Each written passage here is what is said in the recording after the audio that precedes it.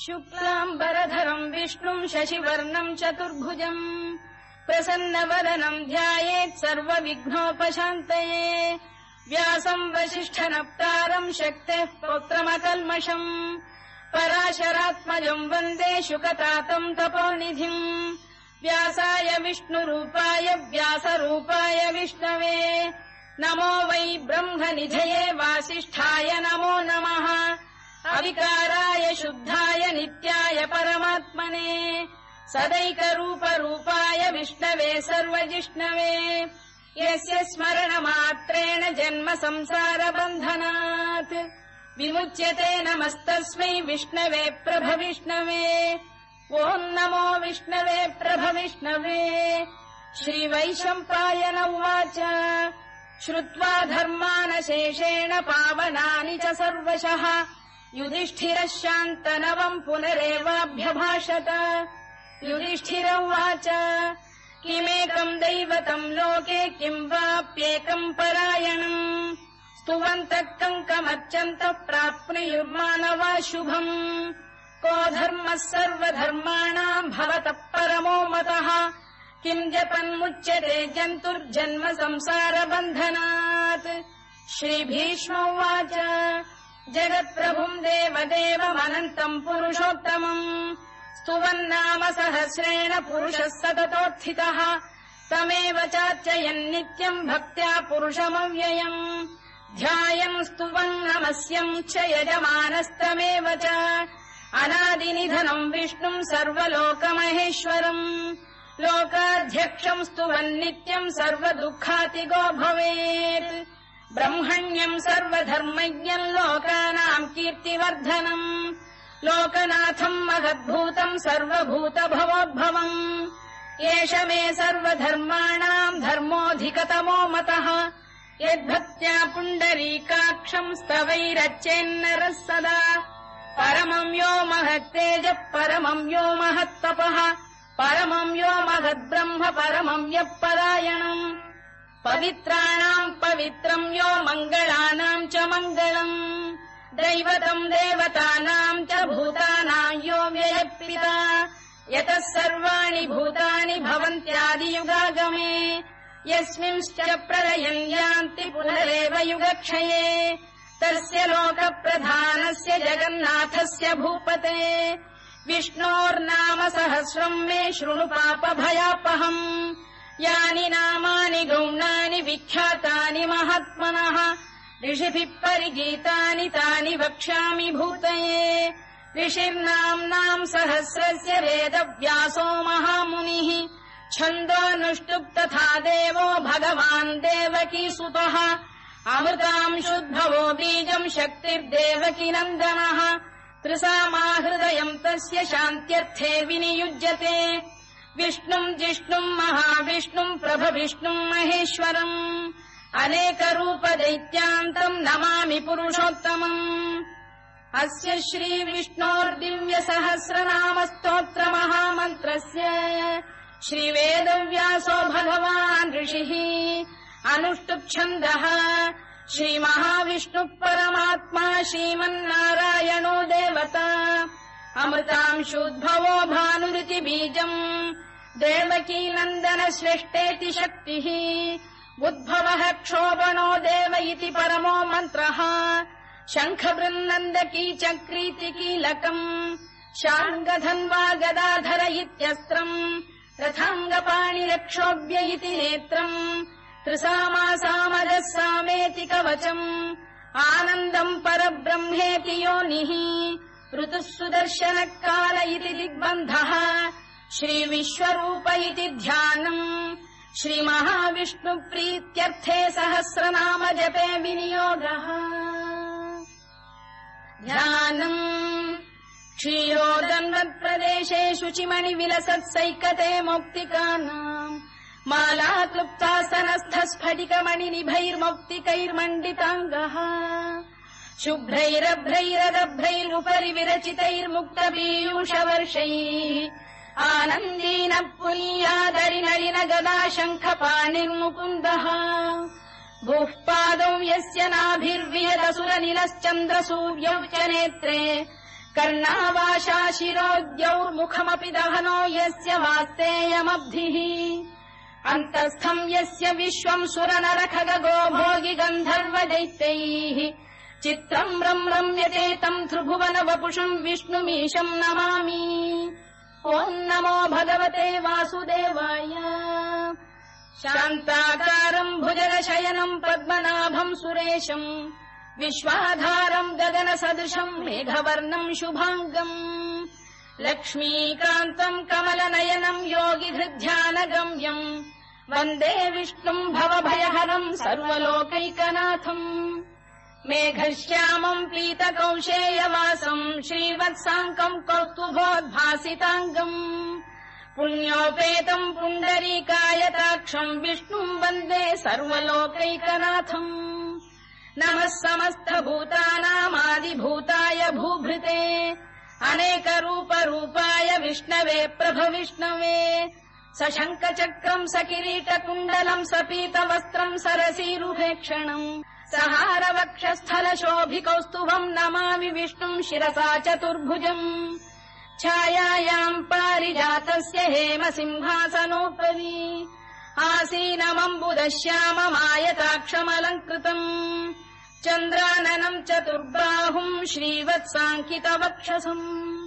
रुक्मिणी सत्यभामाभ्याम् सहितम् कृष्णमाश्रये।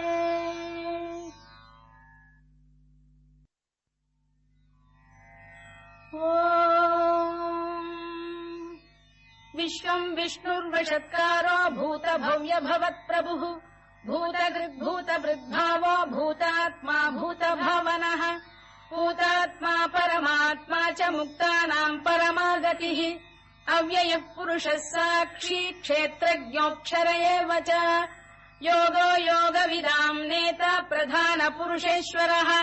नारसिंहवपुः श्रीमान् केशवः पुरुषोत्तमः सर्वः शर्वः शिवस्थाणुर्भूतादिर्निधिरव्ययः सम्भवो भावनो भर्ता प्रभवः प्रभुरीश्वरः स्वयम्भूः शम्भुरादित्यः पुष्कराक्षो महास्वनः अनादिनिधनो धाता विधाता धातुरुत्तमः अप्रमेयो ऋषिकेशः पद्मनाभोऽमरप्रभुः विश्वकर्मा मनुस्पष्टा स्थविष्ठस्थविरो ध्रुवः अग्राह्यः शाश्वतः कृष्णो लोहिताक्षप्रदर्दनः प्रभूतस्त्रिककुब्धाम पवित्रम् मङ्गलम् परम् ईशानप्राणदप्राणो ज्येष्ठः श्रेष्ठः प्रजापतिः हिरण्यगर्भो भूगर्भो माधवो मधुसूदनः ईश्वरो विक्रमी धन्वी मेधावी विक्रमक्रमः अनुत्तमो दुराधर्ष्य कृतज्ञकृतिरात्मवान् सुरेशः शरणम् शर्म विश्वरेता प्रजाभवः अधः संवत्सरो व्यालप्रत्ययः सर्वदर्शनः अजः सर्वेश्वरः सिद्धः सिद्धिः सर्वादिरच्युतः वृषाकपिरमेयात्मा सर्वयोगविनिसृतः वसुर्वसुमनः सत्यः समात्मा संमितः समः अमोघः पुण्डरीकाक्षो वृषकर्मा वृषाकृतिः रुद्रो बहुशिरा बभ्रुर्विश्वयोनिः शुचिश्रवाः अमृतः शाश्वतस्थाणुर्वरारोहो महातपाः सर्वगः सर्वविद्भानुर्विश्वक्सेनो जनार्दनः वेदो वेदविदव्यङ्गो वेदाङ्गो वेदवित्कविः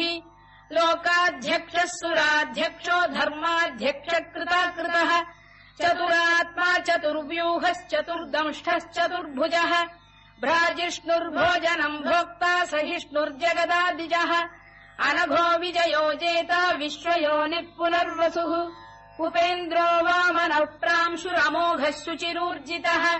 अतीन्द्रः सङ्ग्रहः सर्गो धृतात्मा नियमो यमः वेद्यो वैद्यः सदा योगी वीरः माधवो मधुः अतीन्द्रियो महामायो महोत्साहो महाबलः महाबुद्धिर्महावीर्यो महाशक्तिर्महाद्युतिः अनिर्देश्य वपुः श्रीमान् अमे आत्मा महादृधृत् महेश्वासो महीभर्ता श्रीनिवासः सताङ्गतिः अनिरुद्धः सुरानन्दो गोविन्दो गोविदाम्पतिः मरीचिर्दमनो हंसः सुपर्णो भुजगोत्तमः हिरण्यनाभः सुतपाः पद्मनाभः प्रजापतिः अमृत्युः सर्वदृक्सिंहः सन्धाता सन्धिमान् स्थिरः अजो दुर्मर्षणः शास्ता विश्रुतात्मा सुरारिः गुरुर्गुरुतमो धाम सत्यः सत्यपराक्रमः निमिषो निमिषस्रग्वी वाचस्पतिरुदारधीः अग्रणीर्ग्रामणी श्रीमान् न्यायो नेता समीरणः सहस्रमूर्धा विश्वात्मा सहस्राक्षः सहस्रपात् आवर्तनो निवृत्तात्मा संवृतः सम्प्रमर्दनः अधः संवर्तको भङ्गिरनिलो धरणीधरः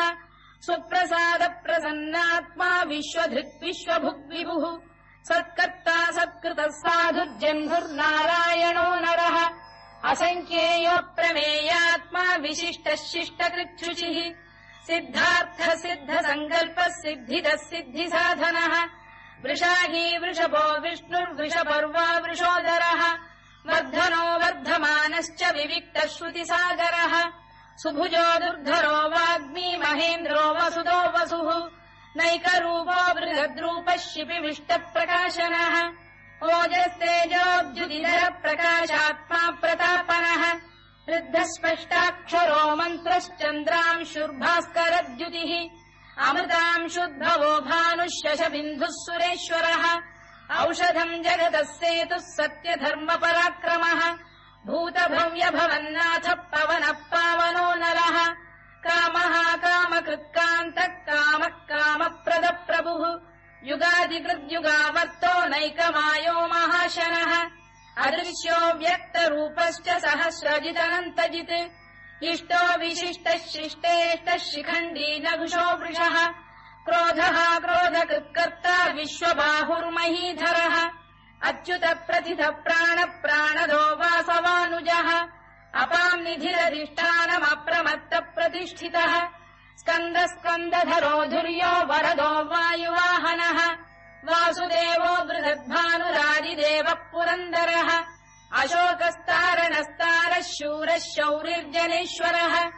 अनुकूलः शतावर्तः पद्मी पद्मनिभेक्षणः पद्मनाभोरविन्दाक्षः पद्मगर्भः शरीरभृत् महर्धिर्वृद्धो वृद्धात्मा महाक्षो गरुडध्वजः अतुलः शरभो भीमः समयज्ञो हविर्हरिः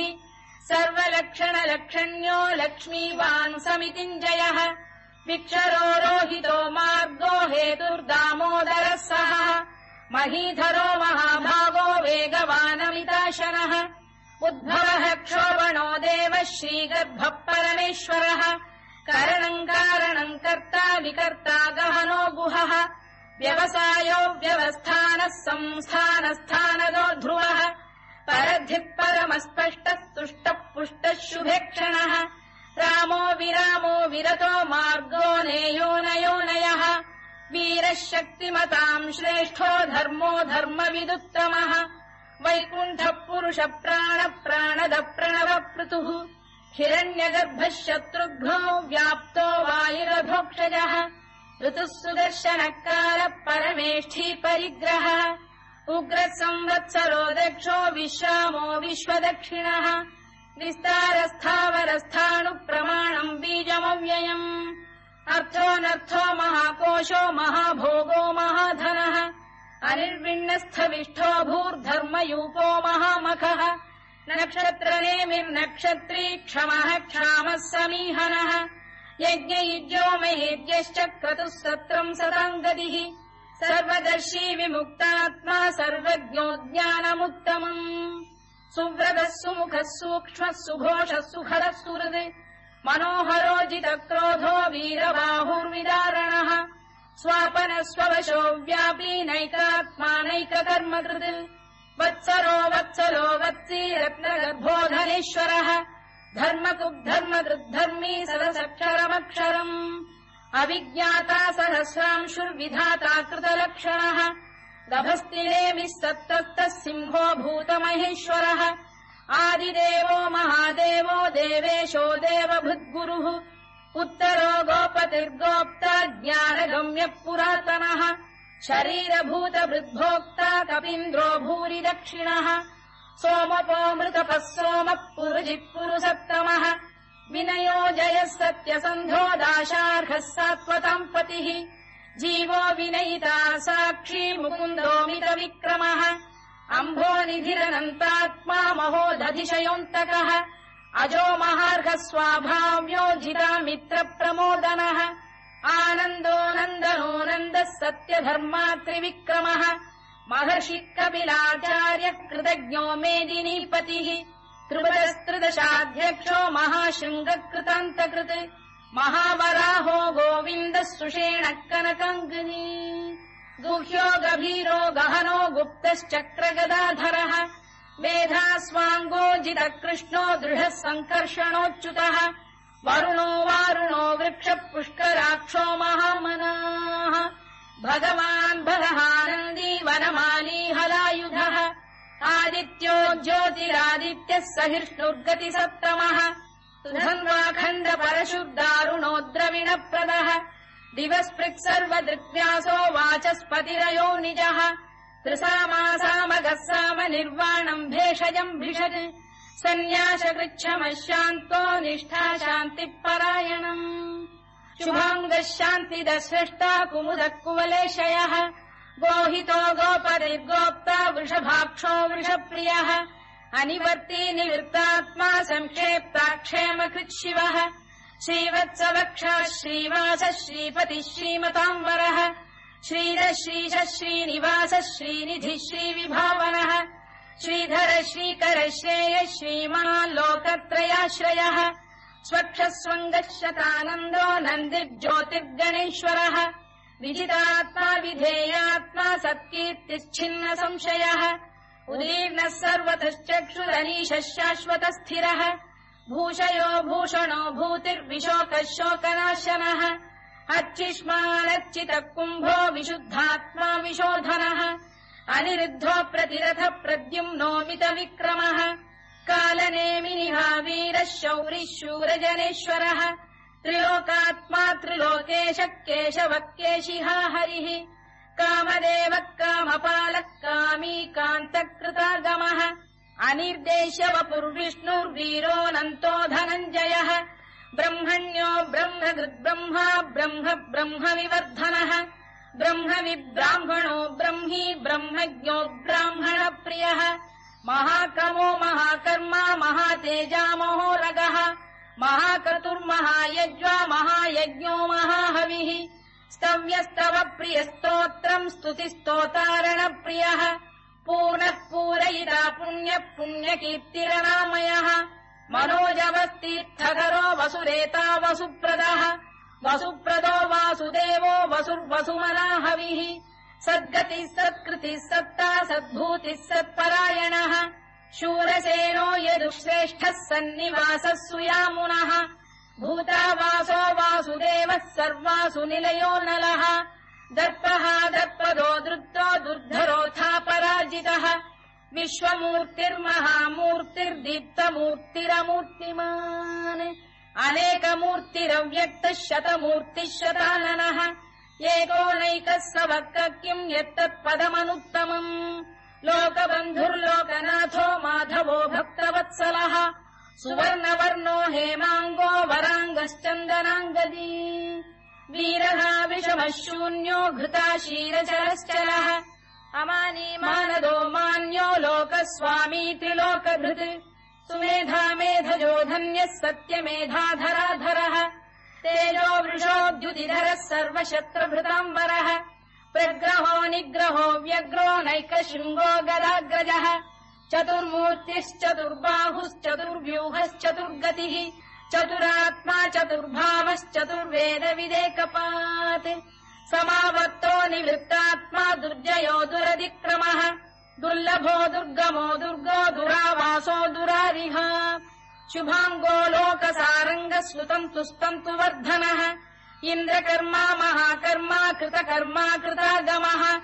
उद्भवः सुन्दरः सुन्दरो रत्ननाभः सुलोचनः अर्को वाजसनः शृङ्गी जयन्तः सर्वविजयी सुवर्णबिन्दुरक्षोभ्यः सर्ववागीश्वरेश्वरः महाह्रदो महागर्तो महाभूतो महानिधिः कुमुदः कुन्दरः कुन्दः पर्जन्यः पावनो निलः अमृताशोऽमृतवपुः सर्वज्ञः सर्वतोमुखः सुलभः सुव्रतः सिद्धः शत्रुजिच्छत्रुतापनः न्यग्रोधोदुम्बरोश्चतश्चाणूरान्ध्रैषूदनः सहस्रार्चिः सप्तजिह्वः सप्तैधाः सप्तवाहनः अमूर्तिरनघोचिन्त्यो भयगृद्भयनाशनः अणुबृहत्कृशस्थूलो गुणभिर्निर्गुणो महान् अधृतस्वधृतस्वास्य प्राग्वंशो वंशवर्धनः धारभृत्कथितो योगी योगीशः सर्वकामदः आश्रमश्रमणः क्षामः सुपर्णो वायुवाहनः धनुर्धरो धनुर्वेदो दण्डो दमयिता दमः अपराजितः सर्वसहो नियन्ता नियमो यमः सत्त्ववान् सात्विकः सत्यः सत्यधर्मपरायणः अभिप्रायप्रियार्होरः प्रियकृत्प्रीतिवर्धनः विहाय सगतिर्ज्योतिः सुरुचित्कुतभुग्विभुः रविर्विरोचनः सूर्यः सवितारविलोचनः अनन्तो हुतभुग्भोक्ता सुखदो नैकजोऽग्रजः अनिर्विण्णः सदामर्षी लोकाधिष्ठानमद्भुतः सनात्सनातनतमः कपिलः कपिरव्ययः स्वस्तिदः स्वस्तिकृत् स्वस्ति स्वस्तिभुक् स्वस्ति दक्षिणः अरौद्रः कुण्डली चक्री विक्रम्यूर्जितशासनः शब्दातिकः शब्दसः शिशिरः शर्वरीकरः अक्रूरपेशलो दक्षो दक्षिणः क्षमिणाम्बरः विद्वत्तमो वीतभयः पुण्यः श्रवणकीर्तनः उत्तारणो दुष्कृतिः पुण्यो दुःस्वप्ननाशनः वीरः रक्षणः सन्तो जीवनः पर्यवस्थितः अनन्तरूपोऽनन्तः श्रीर्जितमन्युर्भयापहः चतुरश्रो गभीरात्मा विदिशो व्यादिशो दिशः अनाधिर्भूर्भुवो लक्ष्मीः सुवीरो रुचिराङ्गदः जननो जनजन्मादिर्भीमो भीमपराक्रमः आधारनिलयो धाता पुष्पहासप्रजागरः ऊर्ध्वगः सत्पथाचार प्राणदः प्रणवप्रणः प्रमाणम् प्राणनिलय प्राणभृत्प्राणजीवनः तत्त्वम् तत्त्वविदेकात्मा जन्म मृत्युजरातिगः भूर्भुवः स्वस्तरुस्तारः सविता प्रपितामहः यज्ञो यज्ञपतिर्यज्वा यज्ञाङ्गो यज्ञवाहनः यज्ञभृद्यज्ञकृद्यज्ञी यज्ञभुग्यज्ञसाधनः यज्ञान्तकृद्यज्ञगुह्यमन्नमन्नाद एव च आत्मयोनिः स्वयम् जातो वैखानः सामगायनः देवकीनन्दनः स्रष्टा क्षितीशः पापनाशनः शङ्खबृन्नन्दकी चक्री शार्ङ्गधन्वा गदाधरः तथाङ्गपाणिरक्षोभ्यः सर्वप्रहरणायुधः सर्वप्रहरणायुधवोन्नम इति वनमाली गरीशाङ्गी शङ्खी चक्री च नन्दकी श्रीमान्नारायणो विष्णुर्वासुदेवोऽभिरक्षतु वनमाली गरीशाङ्गी शङ्खी चक्री च नन्दकी श्रीमान्नारायणो विष्णुर्वासुदेवोऽभिरक्षतु वनमाली गरीशाङ्गी शङ्खी चक्री च नन्दकी श्रीमान्नारायणो विष्णुर्वासुदेवोऽभिरक्षतु इतीदम् कीर्तनीयस्य केशवस्य महात्मनः नाम्नाम् सहस्रम् दिव्यानामशेषेण प्रकीर्तितम् य इदम् शृणुयान् नित्यम् यश्चापि परिकीर्तयेत्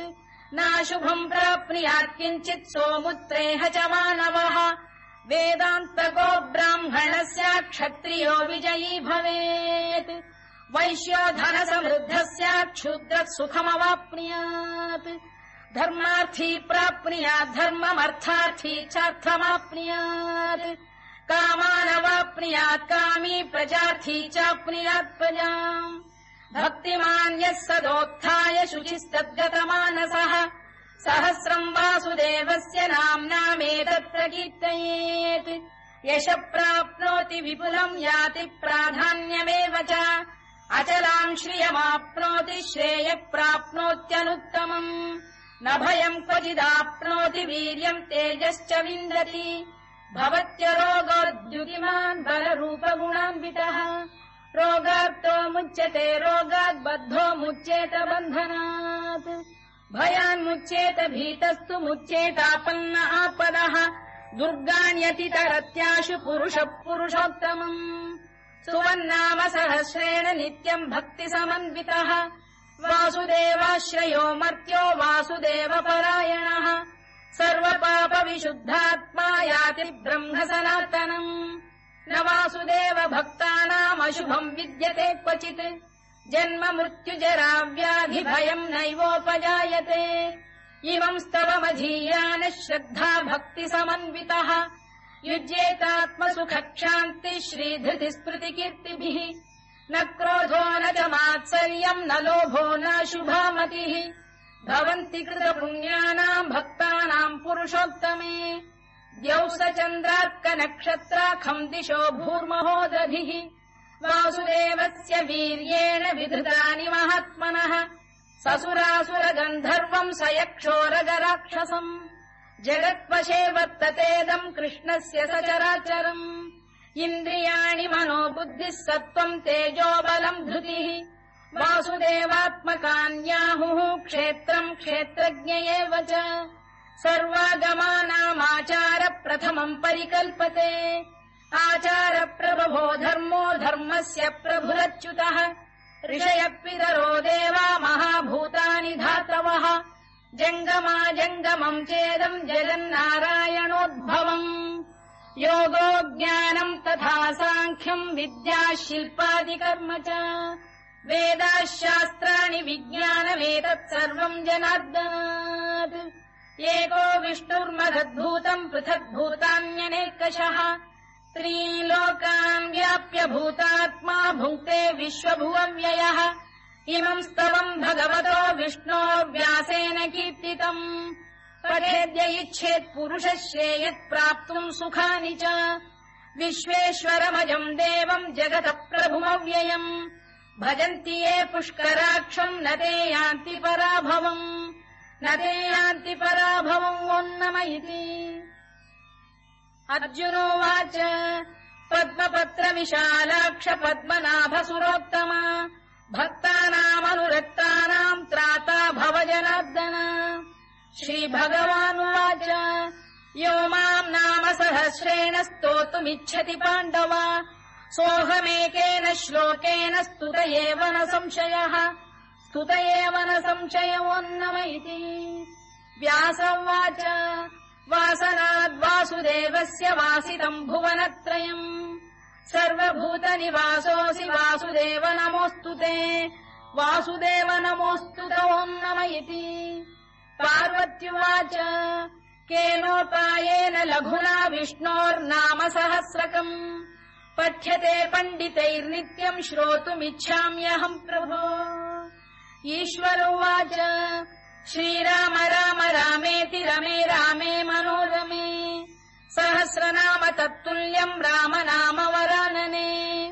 श्रीराम राम रामेति रमे रामे मनोरमे सहस्रनाम तत्तुल्यम् राम नाम वरानने श्रीराम राम रामेति रमे रामे मनोरमे सहस्रनाम तत्तुल्यम् राम नाम वरानने राम नाम वराननवोन्नम इति ब्रह्मोवाच नमोऽस्त्वनन्ताय सहस्रमूर्तये सहस्रपादाक्षि शिरोरुबाहवे सहस्रनाम्ने पुरुषाय शाश्वते सहस्रकोटियुगधारिणे नमः सहस्रकोटियुगधारिणे नम ओन्नम इति सञ्जय उवाच यत्र योगेश्वर कृष्णो यत्र पार्थो धनुर्धरः तत्र श्रीविजयो भूतिर्ध्रुवानीतिर्मतिर्मम श्रीभगवानुवाच अनन्याश्चिन्तयन्तो मां ये जनाः पर्युपासते तेषाम् नित्याभियुक्तानाम् योगक्षेमम् वहाम्यहम् परित्राणाय साधूनाम् विनाशाय च दुष्कृताम् धर्म संस्थापनार्थाय सम्भवामि युगे युगे आर्ता विषण्णाः शिथिलाश्च भीता घोरेषु च व्याधिषु वर्तमानाः संकीर्त्य नारायण शब्दमात्रम् विमुक्तदुःखाः सुखिनो भवन्तु कायेन वाचा मनसेन्द्रियैर्वा बुद्ध्यात्मना वा प्रकृते स्वभावात् करोमि यद्यत् सकलम् परस्मै नारायणायेति समर्पयामि।